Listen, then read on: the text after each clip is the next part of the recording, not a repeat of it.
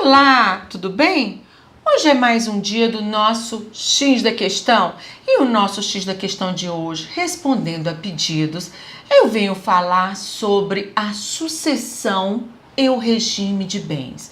Você que tem o seu companheiro, que tem o seu marido, se este vier a falecer, como você ficará diante dessa sucessão, hereditária?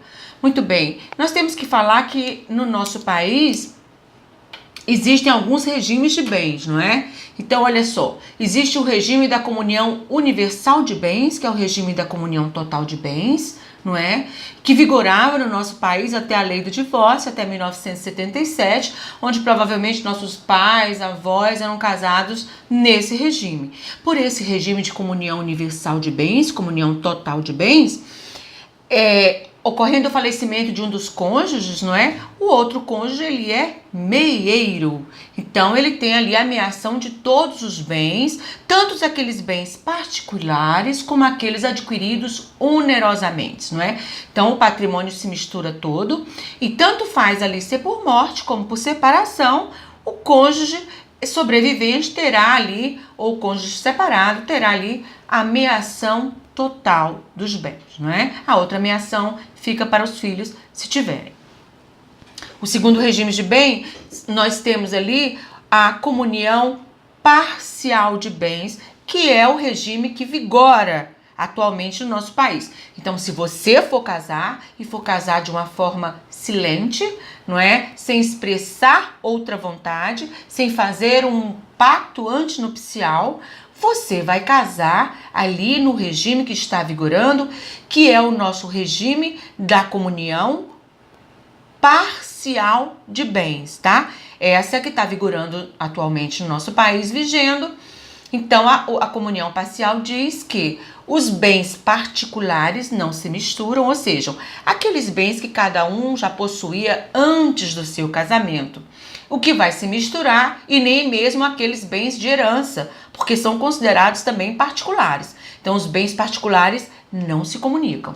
Mas aqueles bens adquiridos onerosamente, tá? Na constância da união ou do casamento, sim, eles serão divididos. Ocorre que o nosso Código Civil de 2002 para cá, ele deu ao cônjuge, não é, a definição, ele contemplou o cônjuge a condição de herdeiro e meeiro. Como assim, Liana? Ele vai herdar e mear?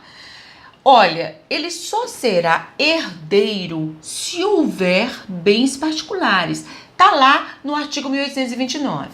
Ou seja, se a pessoa já tinha um bem antes, ou se a pessoa herdou algum bem, o cônjuge que sobreviveu será herdeiro juntamente com os filhos, tá? Na cota parte dos filhos.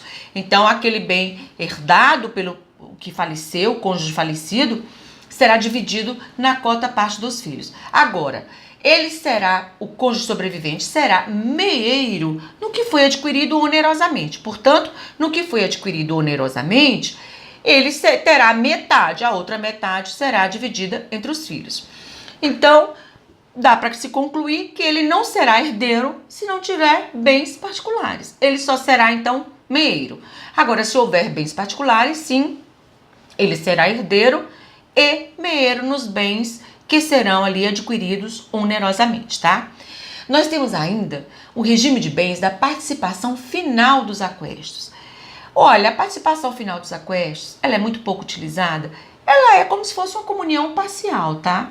Só cada um tem direito a seus bens particulares, é só que os bens onerosos só irão se comunicar no final, como diz o nome, participação final dos aquestos, né?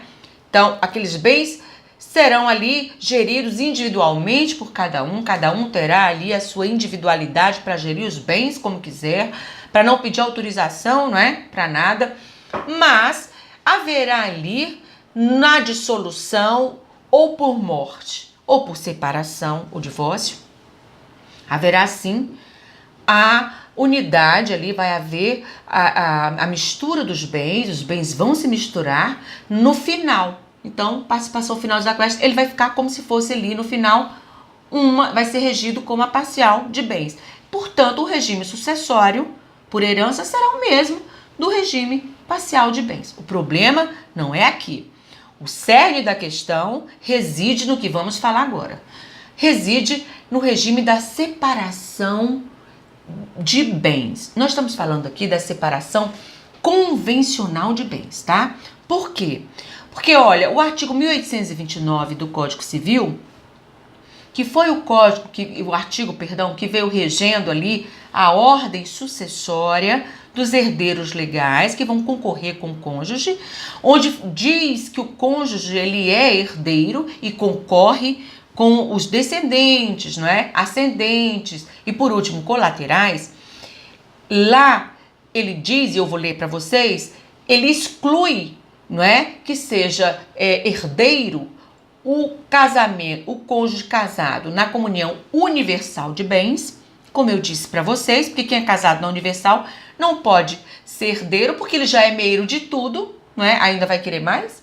E não será também tido como herdeiro o parcial casado no regime parcial de bens, se não tiver bens particulares, claro, porque ele só será herdeiro se tiver bens particulares, como eu falei, se não for oneroso, o bem for oneroso, ele será meio.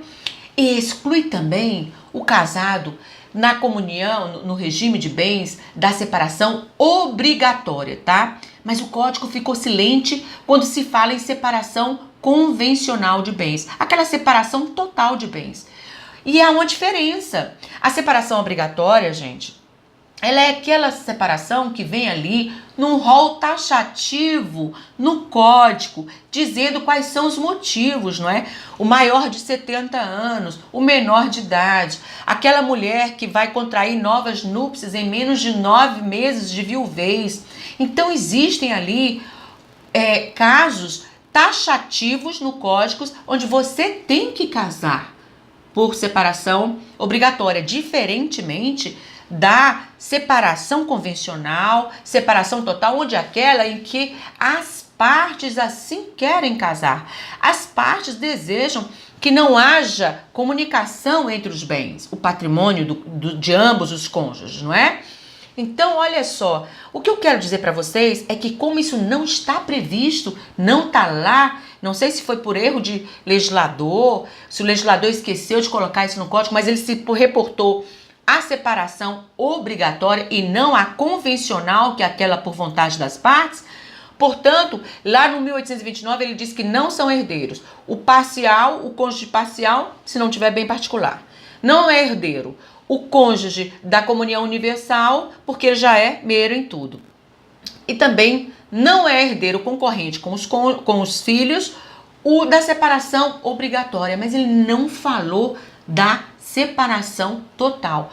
Portanto, gente, pasmem, quem casou com a separação total, o regime de separação total, que fez esta escolha num pacto antinupcial, por morte, eu não estou falando de separação, porque separação, lógico, não tem direito, não é? Esse regime diz que cada bem, cada pessoa fica com o seu patrimônio, não é assim?